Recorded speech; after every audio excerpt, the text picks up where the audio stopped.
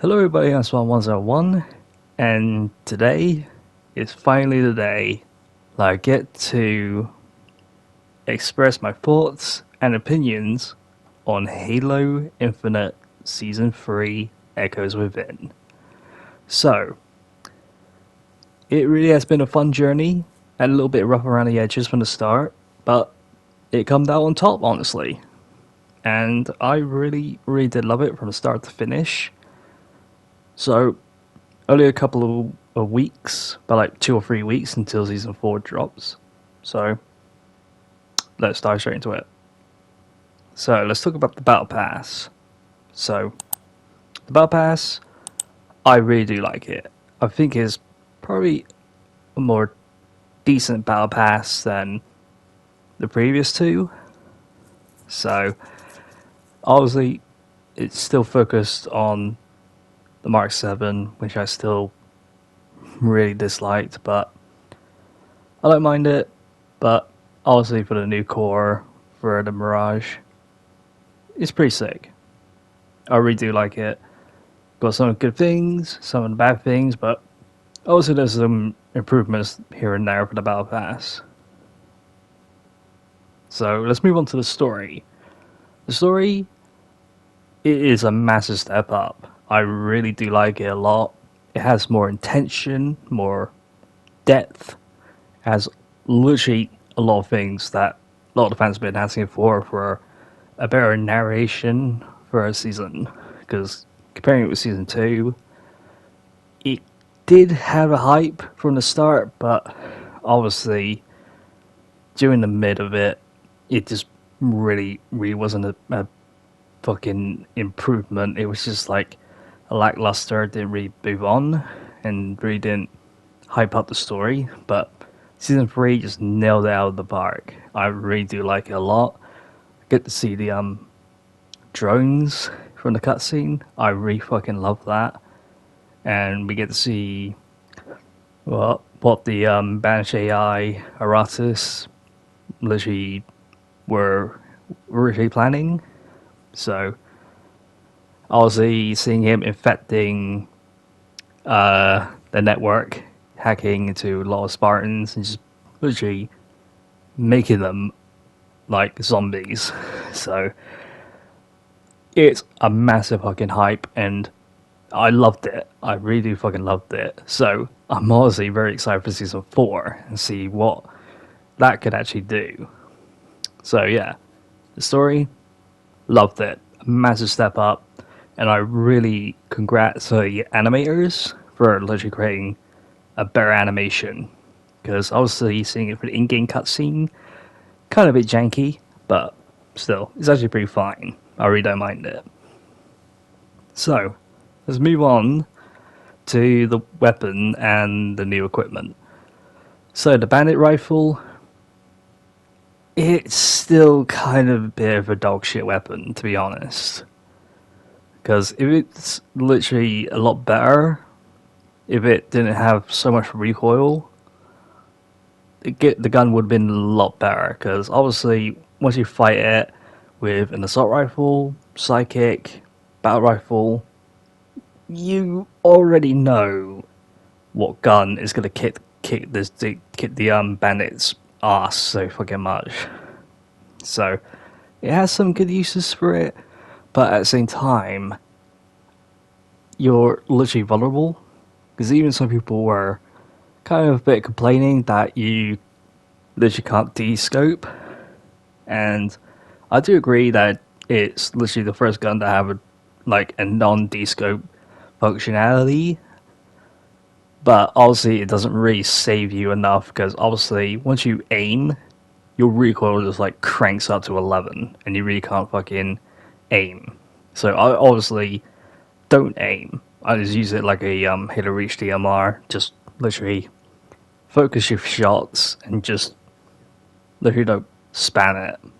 Just literally focus. Well, yeah, the bandit rifle, it is okay. I do like the gun, but it really needs a good overhaul. So reduce the recoil. There you go. A fine, good weapon to use. Now the Shroud screen. is a piece of shit. It just really is a piece of shit. Really ain't that great. It's terrible equipment. Hardly anybody uses it. The only way that people use it is in the Escalation Slayer playlist, when you had to like hold the bowl, and then you got to beat people up with it. So, because you could literally ask anyone in the game or in a match, and just like saying, "What's the worst equipment?" Then they obviously going to point out another shroud screen, because it's just so shit. Because do I understand it's supposed to be like a smoke grenade, but at the same time, why not just make a smoke grenade? Just like a proper smoke grenade that you can just like toss. Because it just utterly confuses me. But still, because there could have been a better way to literally make a decent smoke screen that would help you out. Like, imagine that you could literally just deploy it, you can see them, but they can't see you. Because that would make sense, because it just makes me feel like a bubble shield from Halo 3 or the drop shield from Halo Reach. But you can see them, but they can't see you. It's kind of a bit of a difference. But it doesn't protect you, because it will still shoot through you. But obviously the shroud screen right now, it's just utter garbage. Because I play multiple matches and I hardly seen anybody use it. The equipment that has already been used is obviously the grapple hook, the drop shield, the pulse charge thing, and this thruster. And that's literally it. Hardly seen anybody uses it. So it just sucks for that equipment, and it just has a waste potential, and it could have been a hell of a lot better. So it is honestly bad. So let's move on to the armor core.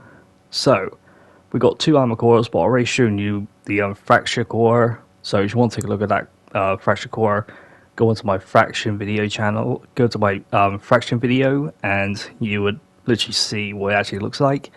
But it's obviously my custom made version, and it looks pretty darn sick by far. So let's move on to the Mirage core. So the Mirage core, I really do like it, because I believe this is a Mark II version, because obviously it's not from the original SPI armor, because obviously the SPI armor is a lot bigger, bulkier, and kind of makes you a more bigger target. But obviously this is more like a lightweight version, so obviously I'm going to call this a Mark II, because it obviously is a Mark II, because obviously Mirage 2 obviously kind of gives it away. But I really do like it. I rocked with it a couple of times, but I could wait for more armors to be available for this armor core, and just literally slap on any armor that I wanted, and just like make it more of a badass kind of Spartan that I could ever create. But it looks decent as it is. So I do love the armors that come with it. I do love the coatings that come with it. It's literally pretty sick, not gonna lie, and it could really slightly improve a little bit more, but I'm actually happy with it. I really am. Next, we gotta talk about the maps. So we also got 3 brand new maps, and I did play them all, and 2 of them were actually kind of fun. One is actually a big pile of shit and just really could have been a lot better. So, Cliffhanger. I really do love this map, because it is nice, beautiful, and also has a kind of secrets, because obviously this is an only black site, and it really is pretty sick, not gonna lie. And some people did complain that it is kind of a bit massive, and I honestly agree that it is actually massive. Especially for like a 4v4 kind of playlist, and it's like this map can actually rock a little bit better if it was like a 5v5 or a 6v6. But I honestly really don't mind if it's a 4v4. But honestly, I would see it to be like a 5v5 or a 6v6. So, Cliffhanger, I actually really do like it. There's a lot of good depth, a lot of good cover, and just feels a bit more open and a lot more creative than any other map. Then next is Chasm. So this is obviously the second and final arena map, and I really, really do hate this map, like nearly on the personal level, because obviously the main issue that is just like it is so goddamn small, and it is linear, and even worse that once you're in the middle of the map, you are literally like a sniper magnet because you're always going to get sniped, like basically everywhere, and it just literally baffles me about this map that the middle you really don't have any cover, you're at very high risk, and it just promotes sniper campers, and even with bandits and battle rifle campers or any kind of weapon that has long range, and you just literally get fucked so badly. So there are some good things about it, but it's just not really enough. And I really wanted to get this map a fair shot, and I did, but it just failed me. It just really did.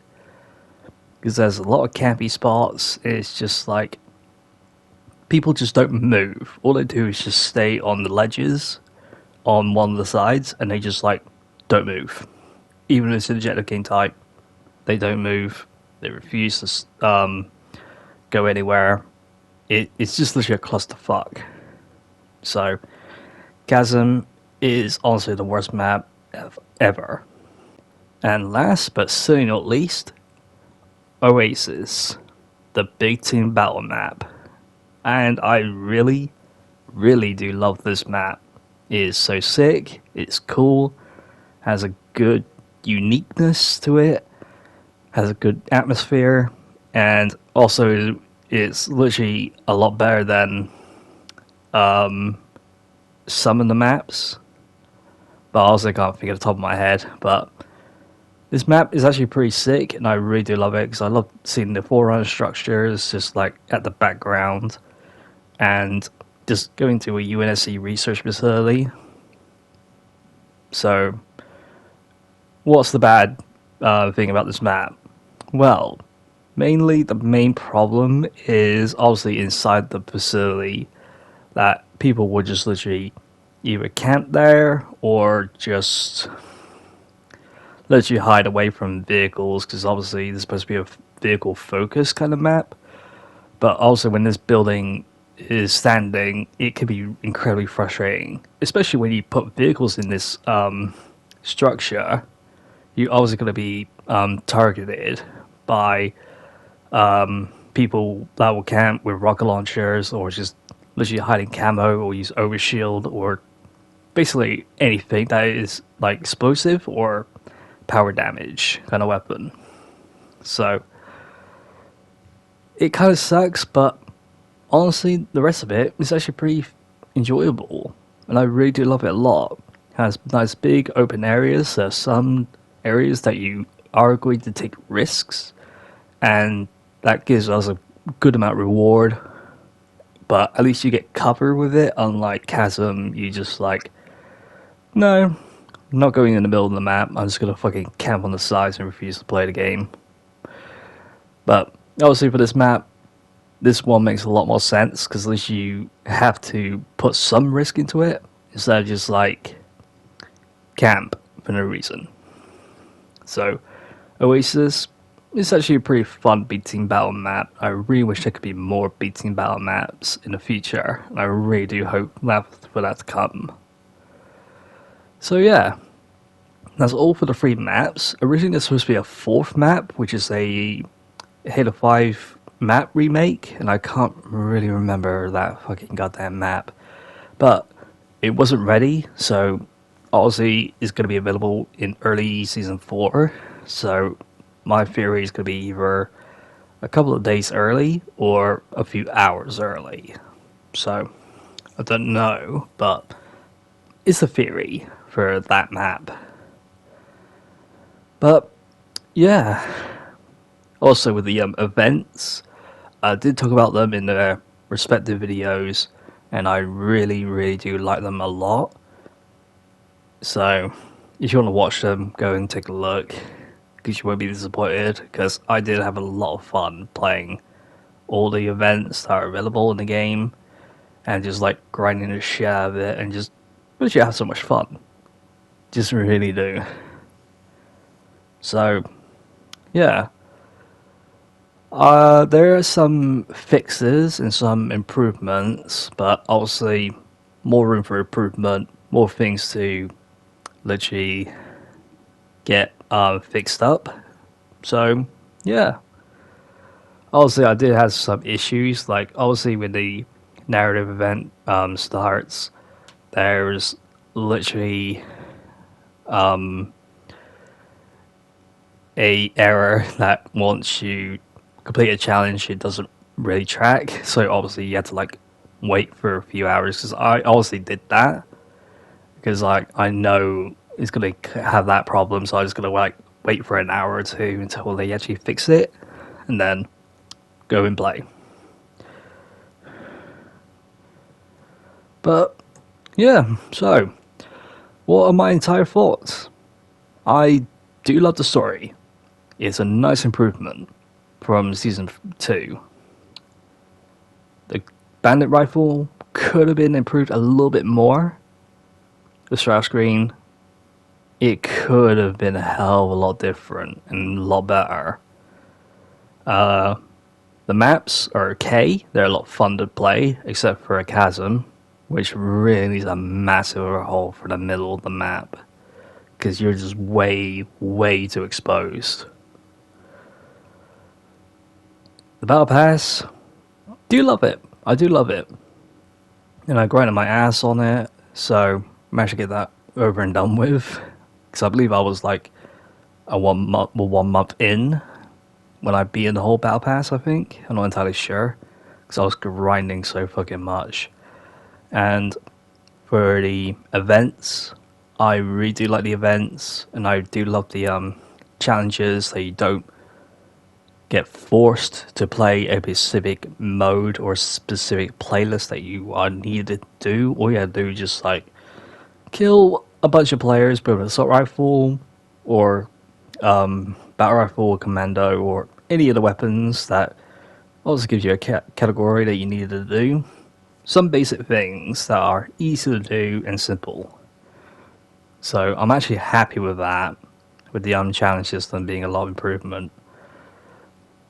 But yeah, so the final verdict, I actually put the final verdict on my Twitter, so I'm actually going to take a look very quickly. So yeah, the final verdict that I put on Twitter is an 8.5 out of 10. So I'm also going to keep it like that, an 8.5. It really was a hell of a lot of fun season, and I think this is the best season yet. But the only question is, did it actually save Halo Infinite? For me, it kind of did. It really kind of did. But obviously, there's always going to be some obstacles that just still needs to be improved. But it was fun. It was a hell of a lot of fun to play. So, yeah, Season 4 is going to be dropping on the 20th. So, obviously, we're just 18 days away. 18 days. And it's like, wow.